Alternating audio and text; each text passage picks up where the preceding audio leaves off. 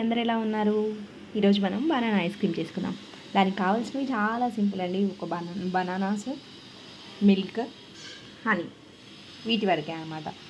వీటితో మనం banana ice cream ఎంత సింపుల్గా చేసేసుకోవచ్చు. ఇప్పుడు వచ్చే సమ్మర్ సీజన్లో పిల్లలకి బయట కొని పెట్టకుండా ఇలా మీరు సొంతంగా తయారు చేసి మీ చేతులతో పెట్టుకుంటే హెల్తీగా తిన్నట్టు ఉంటుంది, హ్యాపీగా వాళ్ళకు కూడా ఆనందంగా ఉంటుంది. కాబట్టి నేను ఈరోజు ఈ బనానా ఐస్ క్రీమ్ చేయబోతున్నాను.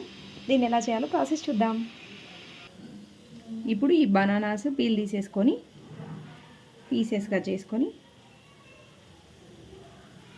పీసెస్గా చేయకపోయినా ప్రాబ్లం లేదు. ఇలా మిక్సీ జార్లో వేసుకోవడమే అనమాట. బనానాస్ కొంచెం పండిపోయాయి కదండి, ఇవి చేస్తేనే ఇంకా టేస్ట్ ఉంటుంది ఫ్రెష్గా ఉన్న బనానా కంటే. ఎందుకంటే రైపైన బనానా కాబట్టి ఐస్ క్రీమ్కి బాగుంటుంది.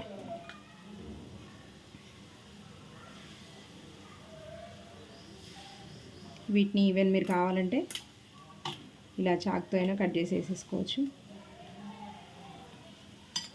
ఇప్పుడు ఇందులో కొద్దిగా మిల్క్ విత్ క్రీమ్ ఉన్న మిల్క్ యాడ్ చేసుకుందాం. ఇది చూసారు కదా, క్రీమ్గా ఉంది చూడండి. మీగడ కనిపిస్తుందా మీకు? మీగడ, ఇలా మీగడ ఉన్న మిల్క్ని యాడ్ చేసుకుంటే మన ఐస్ క్రీమ్ ఇంకా టేస్టీగా ఉంటుందన్నమాట. కొద్దిగా మిల్క్, అలాగే హనీ అన్నమాట, న్యాచురల్ హనీ. ఈ హనీని యాడ్ చేసుకుందాం. మీ పిల్లలు స్వీట్ ఎంత తింటారనుకుంటే అంత హనీని యాడ్ చేసుకోండి. షుగర్ కూడా వేయట్లేదు కాబట్టి ఈ హనీ స్వీట్నెస్తోనే మన ఐస్ క్రీమ్ ఉండబోతుంది. ఓకేనా? ఇప్పుడు దీన్ని మిక్సీ పట్టేయడమే. ఇలా మిక్సీ పట్టుకున్న దాన్ని ఒక 8 కంటైనర్ ఉంటుంది కదండి, డీప్ ఫ్రిడ్జ్లో పెట్టుకోవడానికి. ఇలాంటి ఒక కంటైనర్లో పెట్టుకున్నారంటే ఇదంతా ఇందులో పోసేసి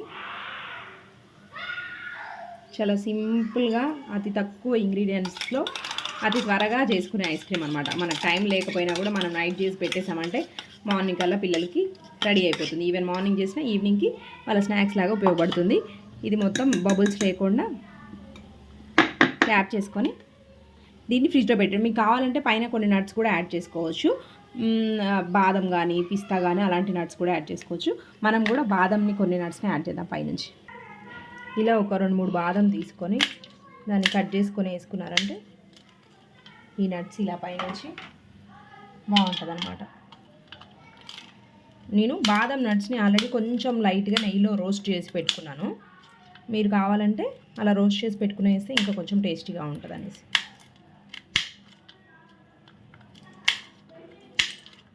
చూసారు కదా, ఈ నట్స్ని ఇలా పైనుంచి ఈ ఐస్ క్రీమ్లో పైనుంచి ఇట్లా వేసుకున్నామంటే తినేటప్పుడు వాళ్ళకి ఈ నట్స్ తగులుతాయి, చాలా టేస్టీగా ఉంటుందండి.